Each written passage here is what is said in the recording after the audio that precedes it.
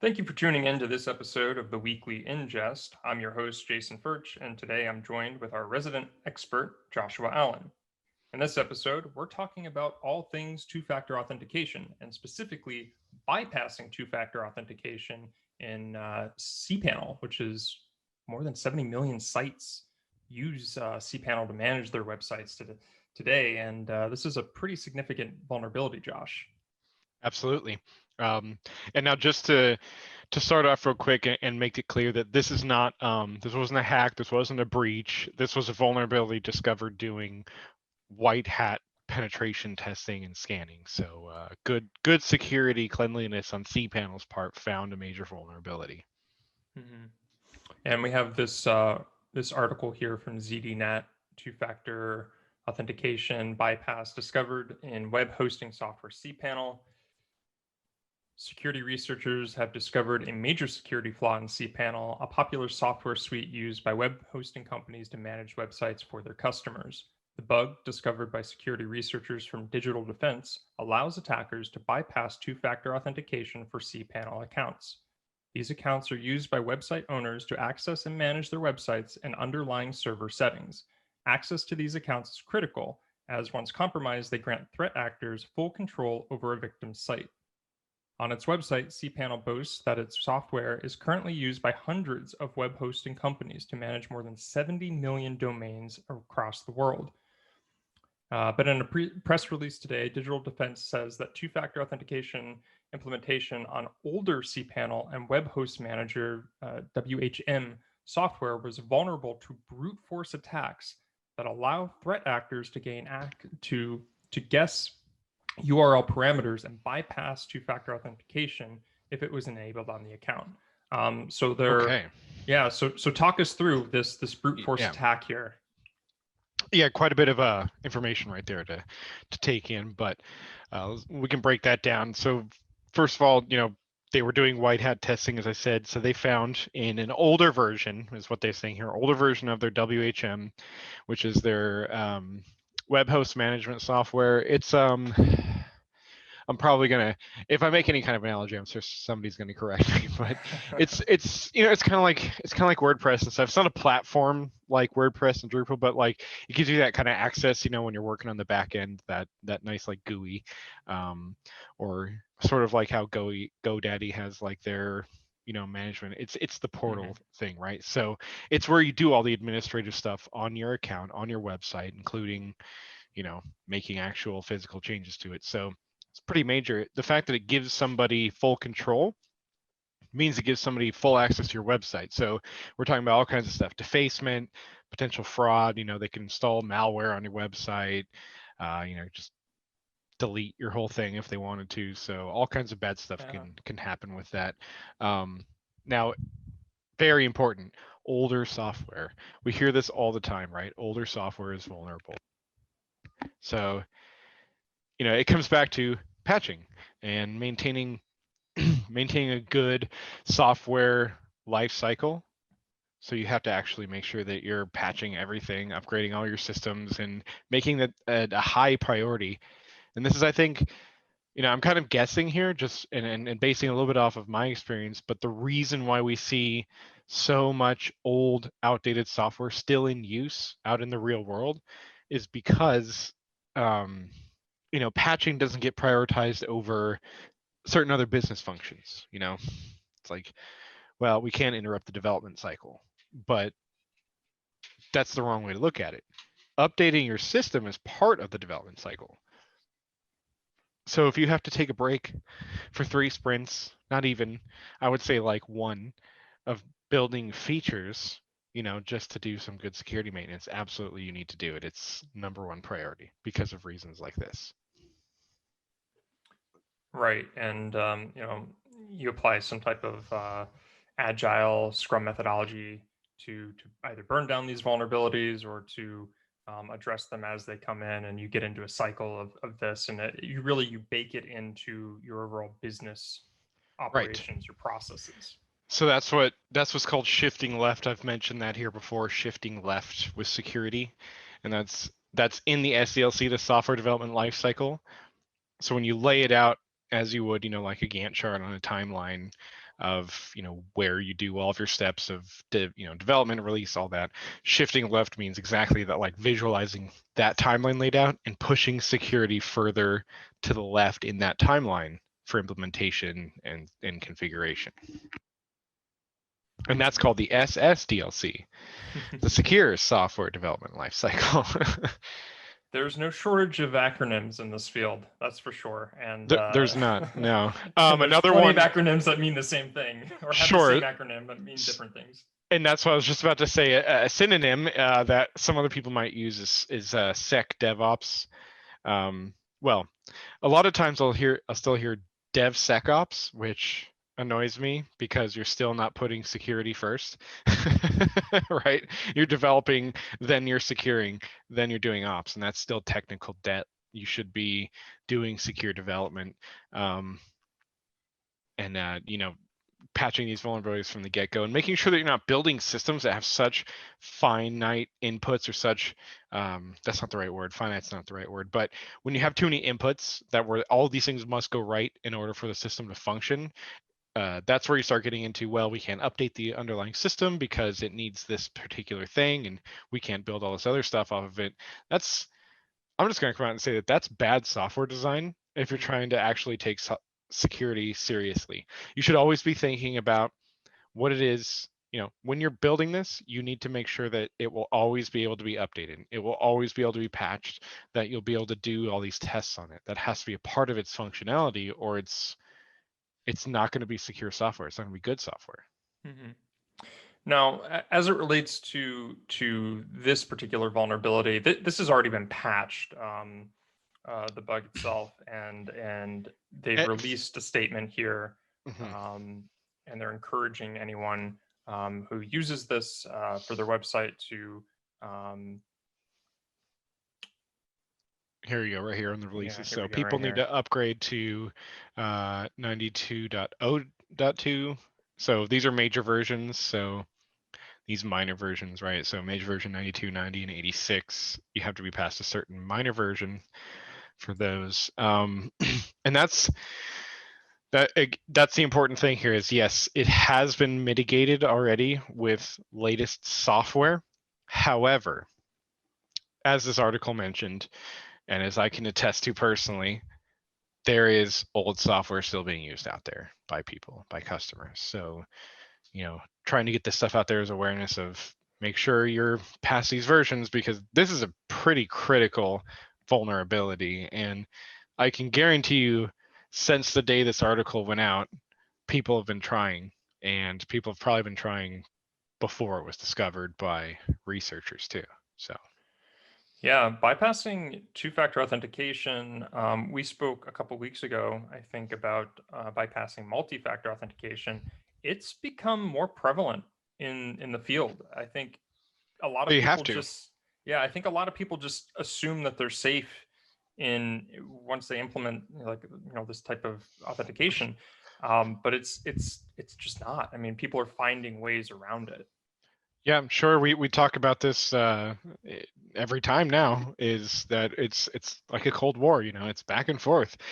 We invented, we as in the white hat team, the good guys, the blue team, we invented multi-factor authentication as a way to prevent a lot of stuff. And it was very successful.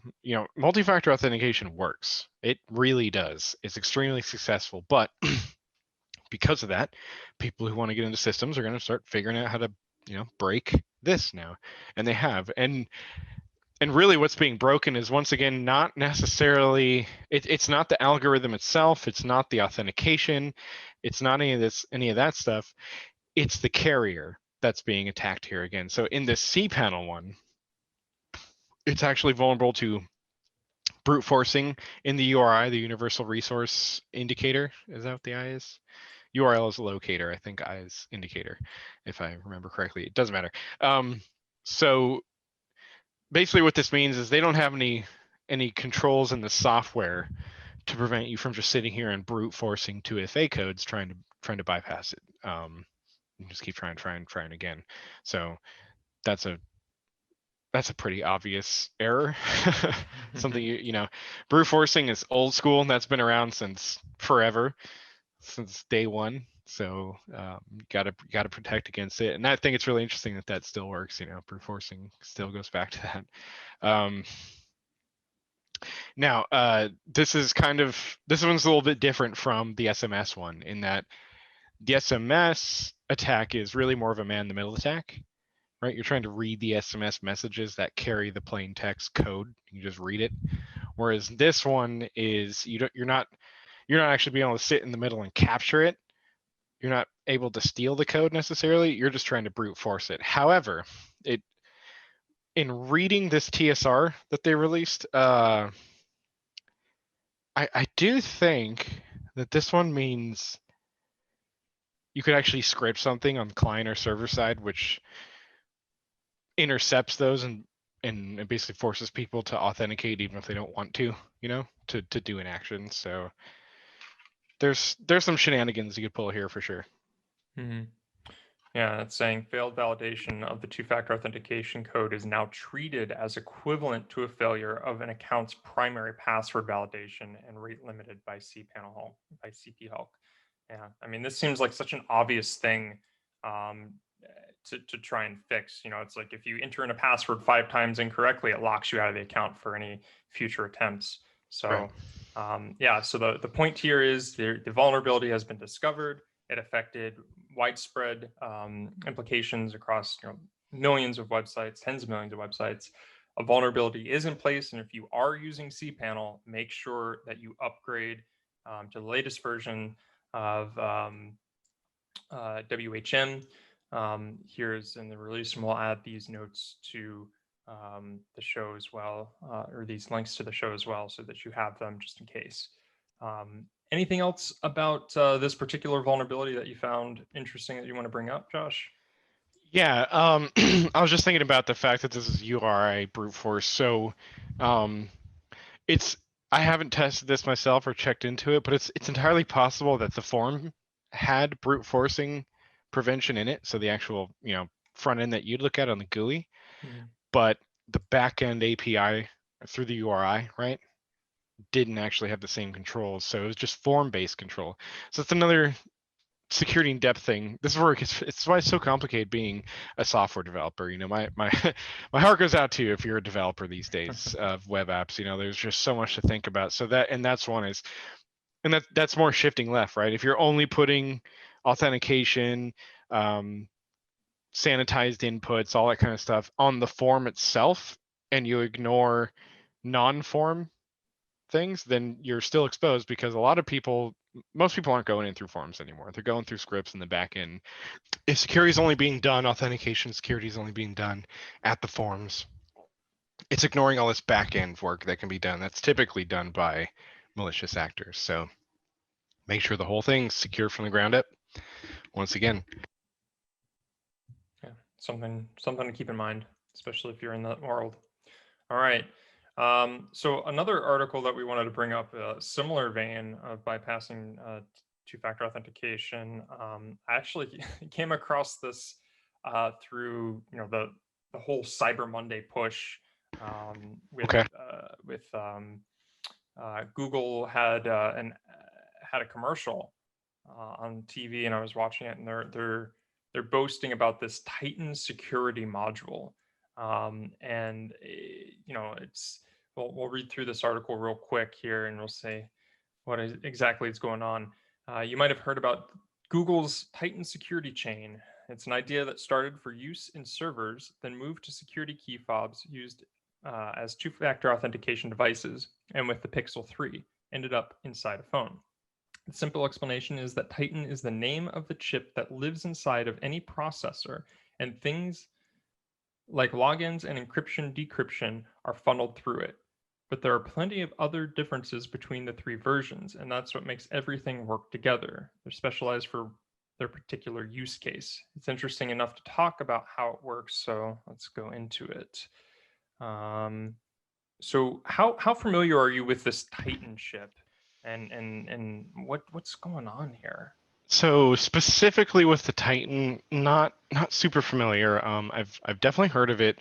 I heard of it more when it was in their servers. I actually didn't know they put it in the Pixel. That's pretty cool. So it's I don't know, is it technically a cryptography chip? It is. It's a cryptography chip, right? So it it uses they're FIDO compliant, and FIDO is, man, okay, I haven't had to define FIDO in like years. Have you heard of FIDO? You know what I'm talking about? Fido? I don't think I've come across that one. I know Frodo. It's so FIDO is a security standard. It's also something that YubiKeys use.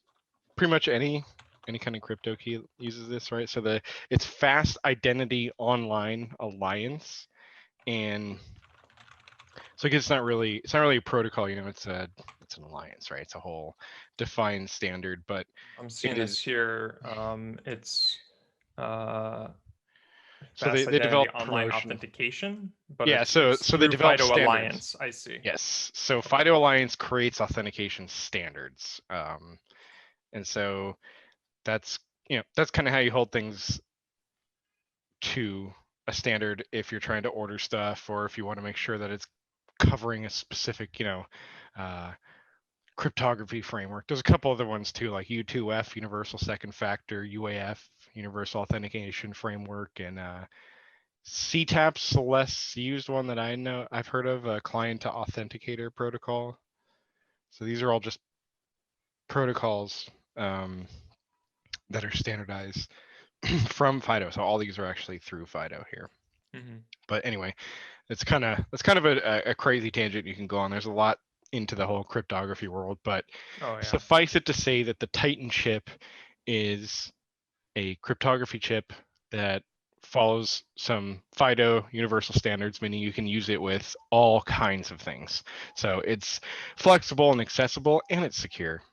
It's really nice that they're pushing everything through here. So it looks like what the main point of that, there's quite a few points, but a huge advantage here is it's going to prevent other applications from spying on your passwords and on your 2FA codes, because it's routing them through this cryptography chip rather than just being handled by the software. So it's actually hardware handled.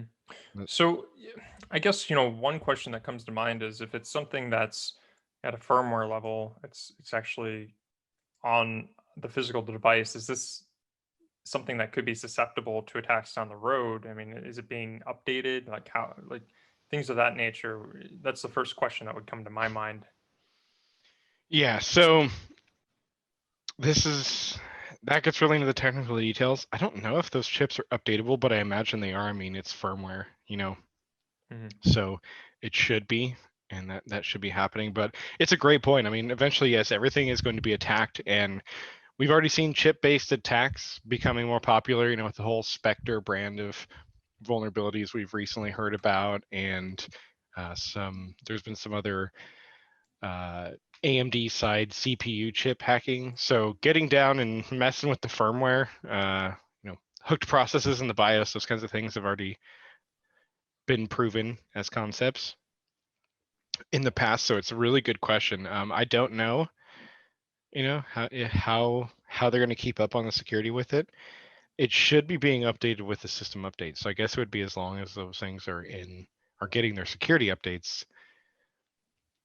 Right. So that kind of leads me on to the next question is, I don't have a Pixel, I have an iPhone, and I'll get the updates that get pushed, and I get the little push notification that says your, version whatever has just been launched. When you plug in your phone overnight, it will update at this time or whatever.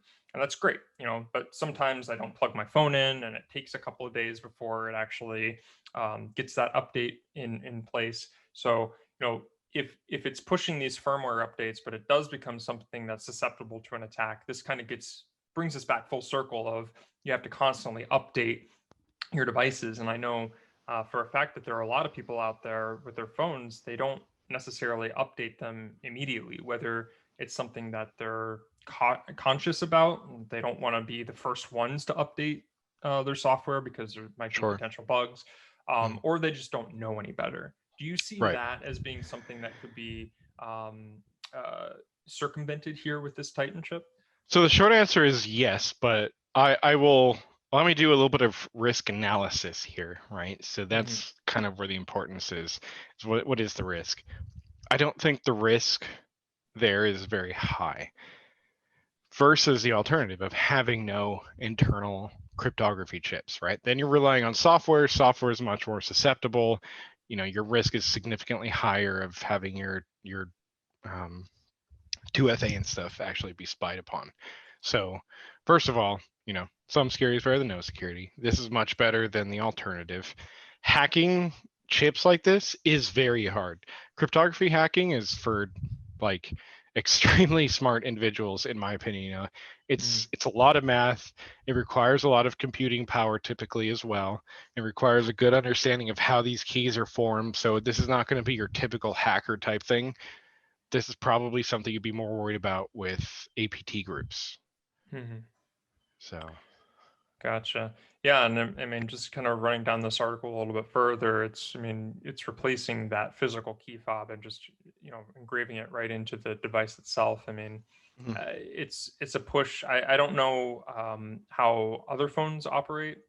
I don't know how big of a deal this is in the grand scheme of things, but Google's definitely pushing security forward with their phones. I mean, a lot of people understand that their computers are susceptible to attacks, but they don't ever really think about how vulnerable their phones are because they just assume, well, I've got an iPhone, it's secure, they know what they're doing. Well,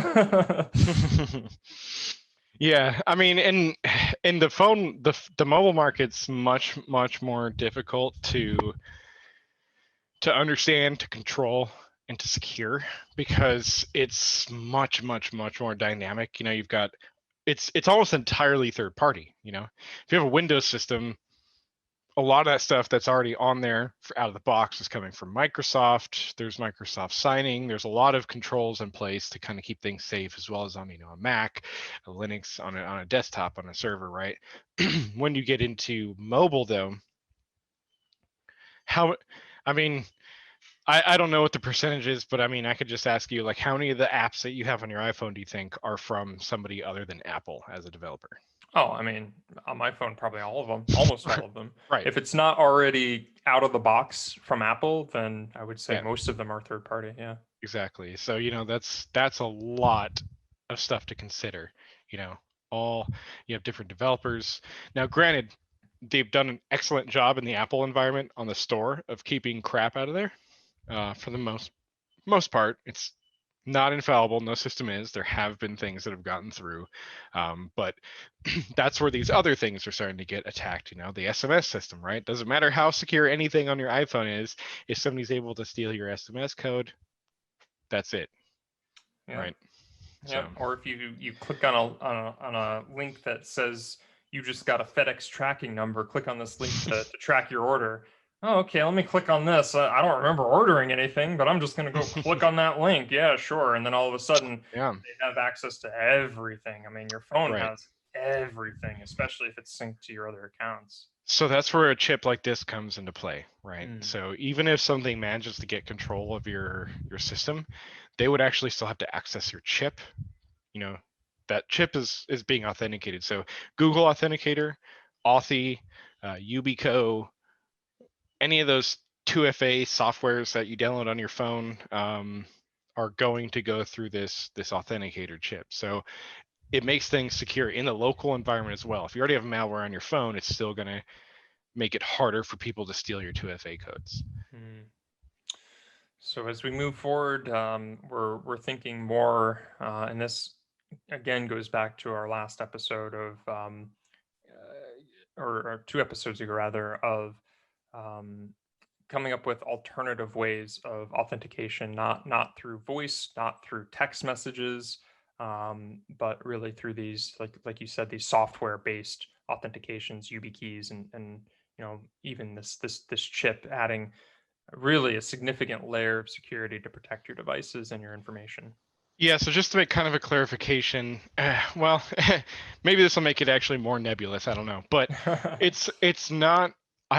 I would refrain from calling it software-based authentication though, because yeah, in some of these cases it is software, but when you have cryptographic chips available like this, then it becomes kind of a symbiotic software, hardware, firmware type powered thing, which is extremely powerful, right? Because you're actually doing the cryptographic functions and algorithms on a chip that somebody would have to get access to versus doing it, just with a software program that it's software. You can open software, you can modify software, right? Whatever.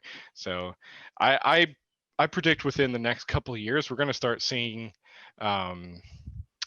like evil clones or like malicious multi-factor things, right? Like alternatives to Google Authenticate, right? Download such and such authenticator. It's even better. It'll store all your passwords, right? But it's software based. It's got something malicious on there, and now they're stealing all your 2FA codes as they're running through. So I predict we're going to see some malware like that pretty soon.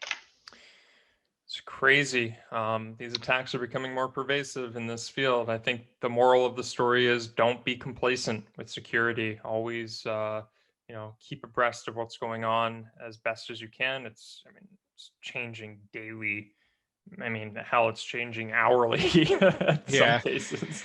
It really is. It's chaotic. Working ops on the front end like that is just it's kind of insanity sometimes. But for the layman, for most people, especially for businesses, the biggest thing is, just don't be complacent. Keep up to date. You don't have to be like on the cutting edge, but just treat it like you would your own personal security as well. Be safe. Make sure you're paying attention to everything. And don't just download random stuff. The big thing is just making sure that your security stuff you're being really careful about. If you don't want to be super meticulous about Farmville or whatever, that's fine in most cases. If you've taken the time to make sure that you're using good known authenticator applications, use multi-factor where you are able to, when you can, make sure that you're using good passwords, make sure you're updating your passwords. I forgot. I'm guilty of it. My Hulu account got hacked. I went on there one day. I was like, wait, why are there 15 televisions that are authenticated? I don't watch Veggie Tales. Right? Yeah. So there's all these like televisions, random people's iPhones, right, from all the time. I was like, wow, man, obviously I failed to do good security here. So I went and booted everybody off, updated my password, and haven't had any problems yet since. So yeah. Wise words, Josh. So I think that's going to do it for this episode. If you like what we had to say, like, subscribe, whatever. If you don't do it. And let us know your thoughts in the comments. Or if you have questions or want to have us tackle a different topic, let us know, and we'll get to it.